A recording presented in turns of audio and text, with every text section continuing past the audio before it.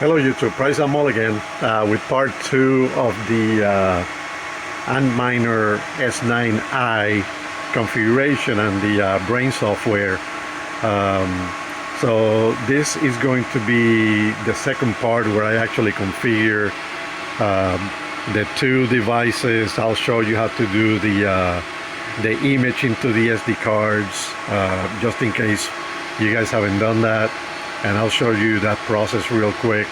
But I just wanted to show, before I go inside and show you guys the software and the miners, I wanted to show you how much amperage these particular devices are drawing. In each one of the legs, this is a 115 and 115 here to make the 230 required for these machines to run. And it shows that it's running about, I would say roughly 17 amps or so. Just keep in mind that this is 230, so each leg being 115. When it comes down to the calculation being used, it is actually going to be reduced. The way I have this wired right now, I got it a 115 and a neutral and a 115 and a neutral. So if I have a failure, which I do have, I tend to have a few I would say lightning strikes, but sometimes the power tends to fluctuate a little bit, so one of the legs tends to go down. Okay, I know this is not part of the configuration, but just to let you guys know, when you connect your 230, you could do it without the neutral and just do the ground. So it's going to be a straight 230 through the miners. The way I have it set up as two 115s, so 115 and neutral, 115 and neutral, so which will actually end up being 230. But I have my own reasons to do it that way, just in case someone out there decides to do it that way. Remember, I'm doing this for a specific reason, and also I just wanted to show what it can do in regards to the amperage. Now, going to the video, I've already sealed my cabinet. As you can see, you don't see the machines in here. They are connected. I'm actually running the two fans on the top to take the hot air from the miners into the attic, okay? And one of the fans, or these fans are not running right now, so you don't hear anything. When they do turn on, and I can actually force one being on, you'll hear it. I don't know if you heard that, but that was one of the fans actually starting. Okay, it's relatively cool. I do have a thermostat, so they're not really starting until it hits a certain temperature, which is actually inside this cabinet right now, 79 degrees. So it's not too hot for the miners, and they're running quite stable. The reason why it's running at 79 is because I know that in some cases it may be, some of you may consider that too hot. 89 would be normal for these, 89 degrees Celsius. So we're talking about, I think it's what, 160 Fahrenheit maybe, something like that. I have to do the calculation, but 79 degrees Celsius for these miners, it's okay. Okay, these chips can handle quite a bit of heat, and the heat sinks, and I got them protected in there, and the air is flowing, so it's not a big deal. Plus, I'm also doing the tuning, so I need to keep the temperature constant. That way the tuning doesn't take as long. I think it's so far taken about 4 hours on the tuning. It typically takes from the beginning, only mining one coin, it takes 24 hours, but right now it's taken 4 hours since the way I started earlier today. So other than that, I just wanted to show this quick setup here. Like I said, and these two are the power for my power supplies, each one running one of the S9s. So anyways, let's keep going and do the software real quick and show you guys how to do the SD cards from there, okay? Thank you. Okay guys, so I'm here in front of the computer, just logging into the software here. All you have to do is type your IP up in this case Chrome, I'm just putting my IP, and this screen will pop up for the Braiins software. Okay, password obviously being root, and root as default. I'm actually just logging into this one. I already have one loaded. Here I'm just gonna let that one load in. Okay, so the password is different on this one, but I've already got one up from my other miner. So as you can see in here, this one is one of the S9, obviously in this case the host name being miner 2. I have another one that's called miner 3. So as you can see here, on this software, it has already run the real-time hash rate and the nominal hash rate and the computations. Right now the voltage being the 8.1 on each one of these boards, okay, and the board temp.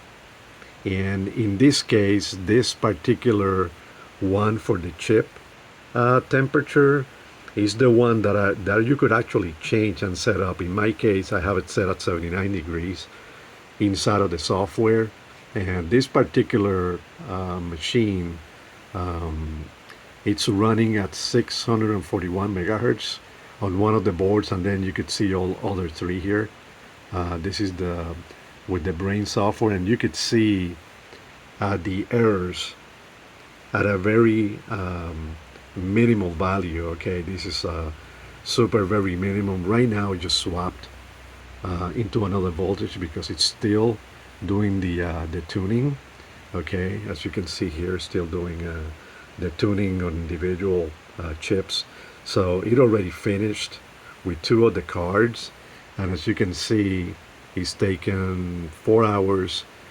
Still going on this one. It only took 1 hour on the bottom one, 2 hours on that one, and then still going on 4 hours on the top one.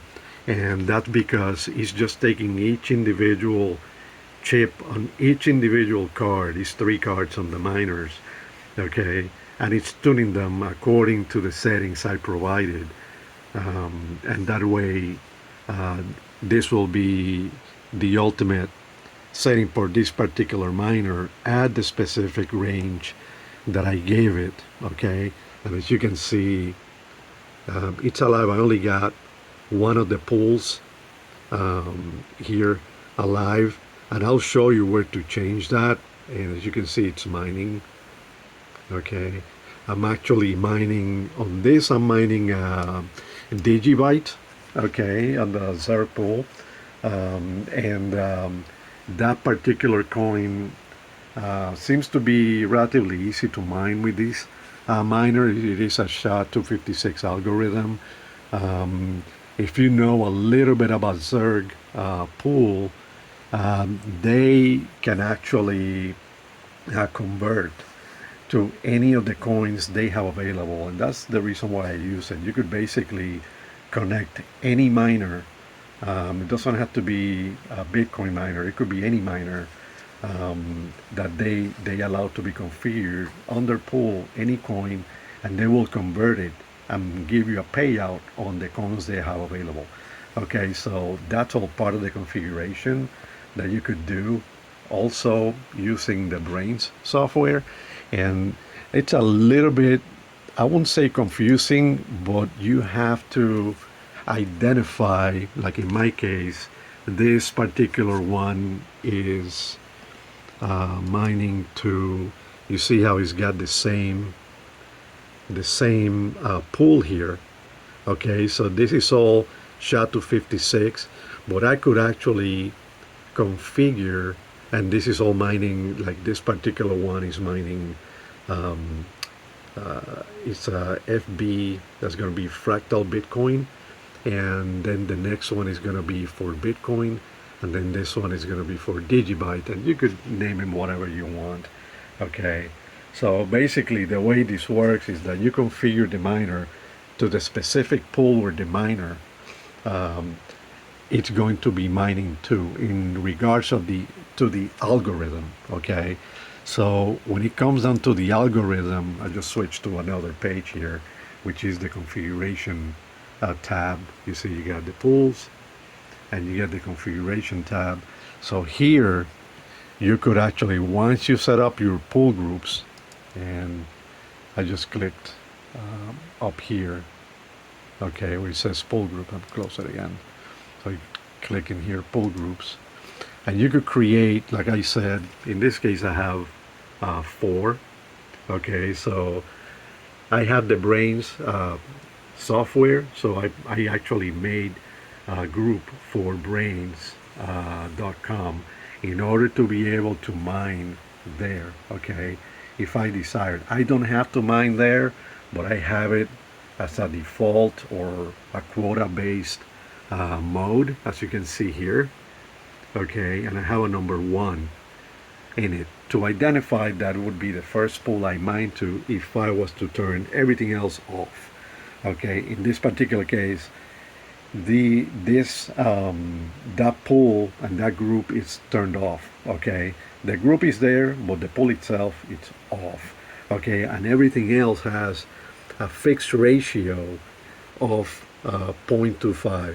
Okay, which means when you have 1 as a quota and you have 1 value as fixed ratio on, in this case 4, if it was 5 that number would be different if I wanted to mine the same amount on each. But what would happen is, in this case, is that there's only 0.2499999 left over of mining, okay, available on this card to reach a 1 or a whole, in order to be able to have a complete the complete hashing power hashing, okay, on 4 different pools. Because I only have 3, what's going to happen is that this software will interpret that 0.25 and turn it into, in my case, because I'm mining on 1 of these pools right now, okay, on it, I got 3 groups, but I'm mining only on this one, on the bottom one, which is the digibyte pool. All of the hash power will be moved to there. That 0.25 will become irrelevant, and what will happen is that because I got nothing else to mine to, the entire hash rate will go into that particular pool. Now let's say that I enable that group and that group on the pools, and I'm going to show you that in a second. But if I was to enable, let's say, Bitcoin and digibyte, okay, what would happen is that this number and this number will add together, and it will turn into half of the hash rate here and half of the hash rate here, because it's actually, there's nothing else to mine to. Okay, so if I had 3, the same thing will apply. If I had 3, if I was mining to 3 pools, the fixed ratio will be the baseline, and it will indicate that the amount, okay, available of hash rate that's left. Okay, it's a bit difficult to get a grasp on the concept, but once you get it, you get it. Okay, it's not really that hard. So let's say if you got mining 3 pools, this one, this one, and this one. So in my case, Fractal Bitcoin, and digibyte, if I had these 3 enabled, what would happen is that the entire hash rate would be divided equally according to the ratio into these 3 groups, or and the pools within those. Okay, so if you had 2 pools in there, it will take whatever ratio you got there, and it will divide that ratio in the amount of pools. Okay, so I've noticed after using the software for a while, and I'm actually going to go back here where I got my pools. You see I have 3 pools, and if I scroll down, there's another one, so you could see my groups. Okay, and I named it something arbitrary, that way I know what they are. Okay, so, and you can see the other one, and then of course Braiins FPPS pool there.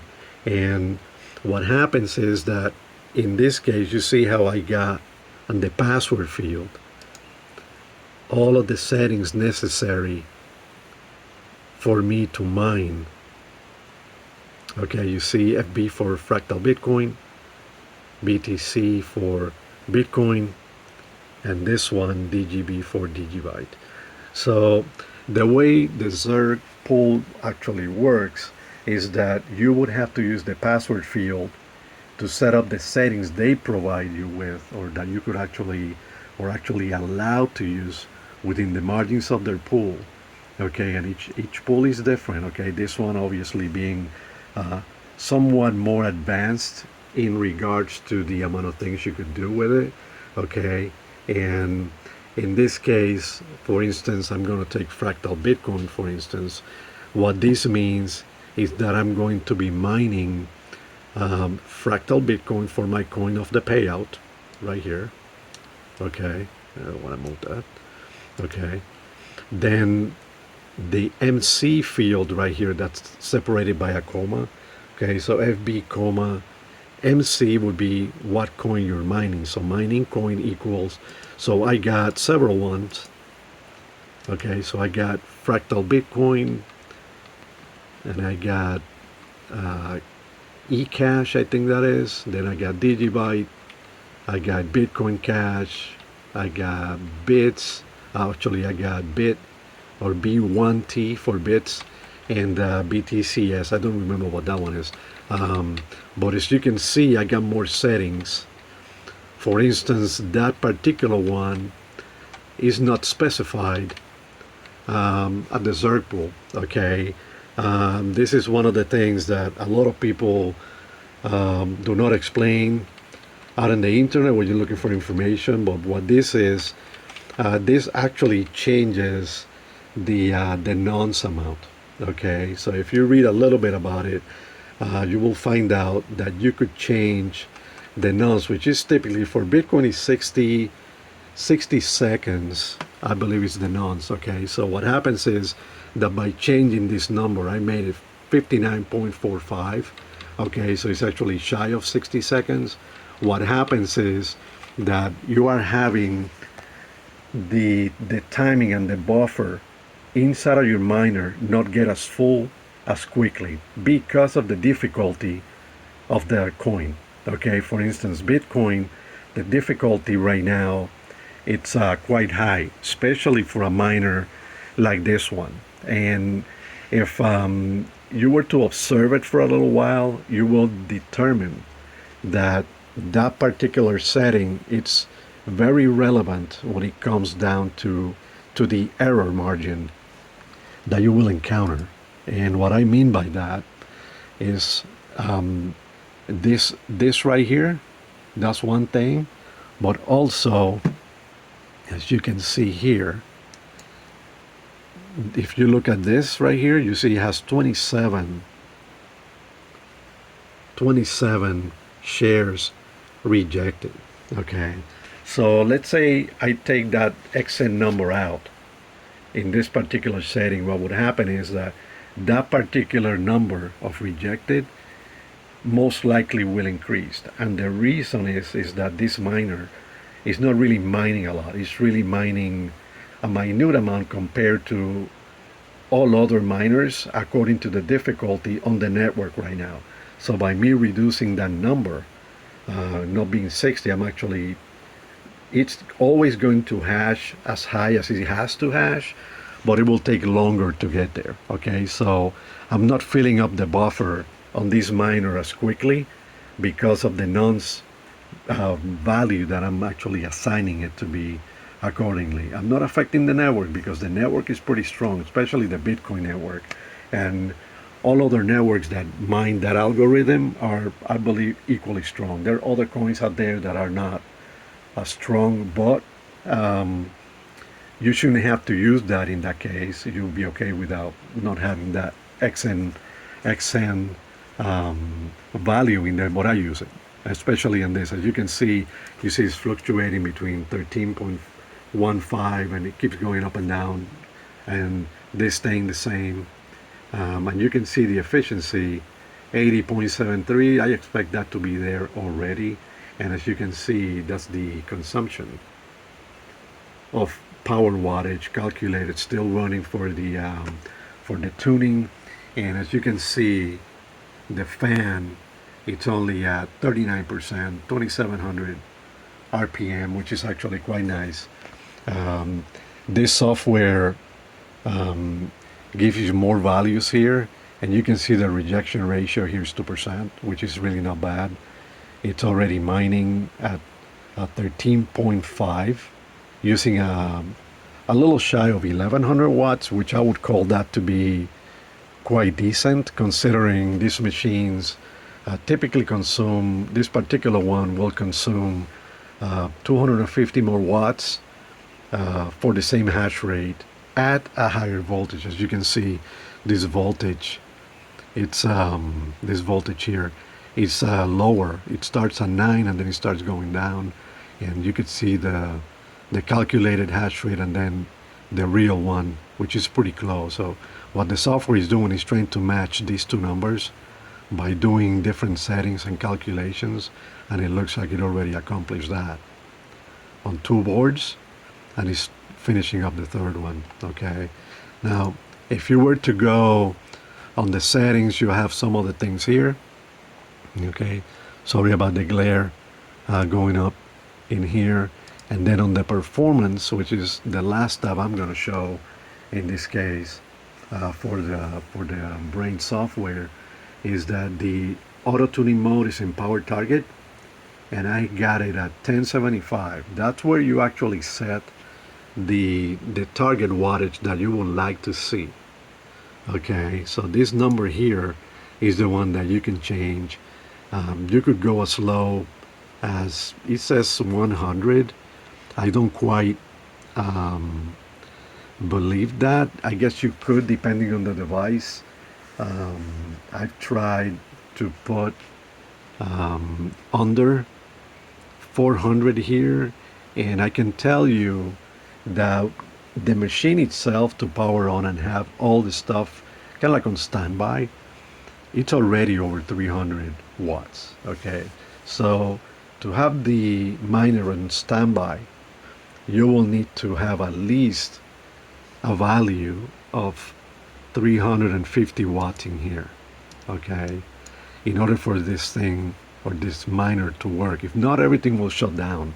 The control board may be working, but the hashing boards will not have enough power to function and start mining. Okay, that's just the reality. Okay, so I got 3 boards. This is per board. Okay, now you see how it says for all boards. You want to be sure you have enough power set up in here in order to be able to initialize everything and get it to mine properly. These, I changed mine from 300 to 150, and this one I left it the same at 800. That seems to be working okay. All of this stuff right here I left the same, which means it applies, all these settings apply across the board. It's like a global setting. This is right here. I do not try to, if I was to do and change the dynamic performance scaling and this right here, the Autotune, the auto tuning, then you'll be able to change all of these settings separately. So I've seen that it's better just to leave it alone and let the software do its job. Okay, just be sure the machine is working properly and that your power supply is stable enough to where it can supply the necessary voltages and currents, and it's plugged into the right power source, and everything is properly set up in order to get your machine to mine properly. Okay, then in temperatures and fans, as I just switched here on the menu. We were here and now I'm changing it to here. So here you could change it to as you can see, the default was 89, so I basically took it down 10. The 100 I took it to 90, and then the 110 I took it to 100, as you can see here in these values here. Okay, so on this, for the fan, if one of the minor fans fails, I left it on 1, which is okay.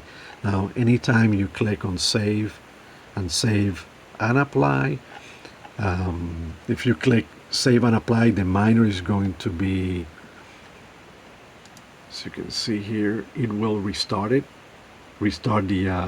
Braiins OS. Okay, if you click save, you will have to do the restart. Um, the BOS miner would have to be done manually. Okay, so other than that, I mean, this is actually pretty straight forward in this regard. Let me see, go back here. So as you can see, I'm on the dashboard again, and this thing is super stable. Um, the the kilowatts are still at 1074. The hashing rate 1362, which is quite nice. The temperature is stable under 79, which is what I wanted because of the fan speed and all. And it's still running for the tuner, as you can see here. And everything else is enabled and alive. And this is actually, this should drop when the miner is running a couple of days. This number will actually drop because there will be more accepted shares than rejected, which is where this number comes from. So once all of these three right here are about the same, okay, the numbers tend to stabilize. The block founds do work. Every couple of days one comes up depending on the coin. I know Digibyte, the difficulty is not extreme like Bitcoin. So because we're in the pool or in a pool, the blocks tend to appear once in a while randomly, but you still get paid for the overall hash rate. As you can see, it's still changing and tuning somewhat, which is perfect. It's what I would expect. Okay, so other than that, guys, if you have any questions, feel free to ask me. The software is actually quite nice. I do recommend it, like I said before, and you can see, you know, it's got a nice graphical user interface. The GUI is really, really nice and complete, and you can see not only the configuration, you can see your system here, and then all the other things you could see. You could back up your software. You could generate an archive, which is what I do. Anyway, once you're proven that your machine is actually running properly, you could actually make a copy of it. That way, if you do have to set your miner again, all you have to do is restore from that file, and you should be good to go at that point. Okay, all you have to do is put your SD card in and go from there. Okay, so in that regard, that would be pretty much it. I'm actually going to go to the two websites that I went to. In this case was Braiins, and you could download. In my case, I was able to go to the Braiins OS software and select the S9. Okay, and you could see it comes up here. Just be sure you download the one that you need, either the S17, the S9, or the S19s and S21s, and you could see the models here, and you could in this case download for what you need. And this one, like I said, it will run from the SD card, and it says so right there. If you're comfortable flashing your card, which I just don't quite do it because I want to preserve the original firmware.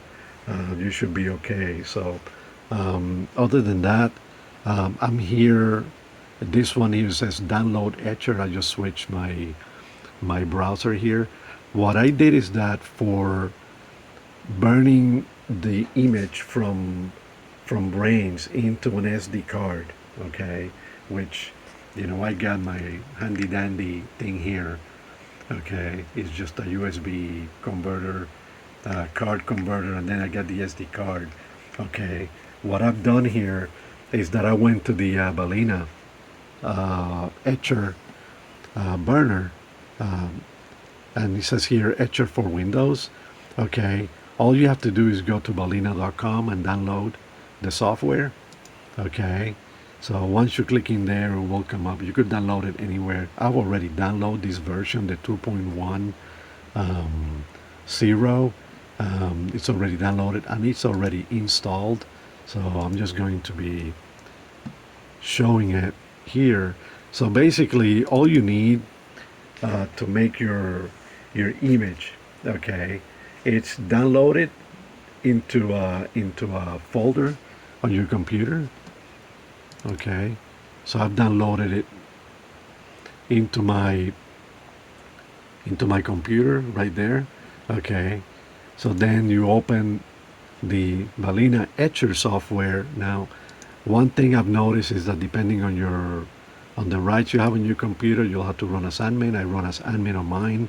So, and once it's running as admin, then you could select Flash. Okay, and you could select the image and click open, and then it will take you to this screen where it says select target.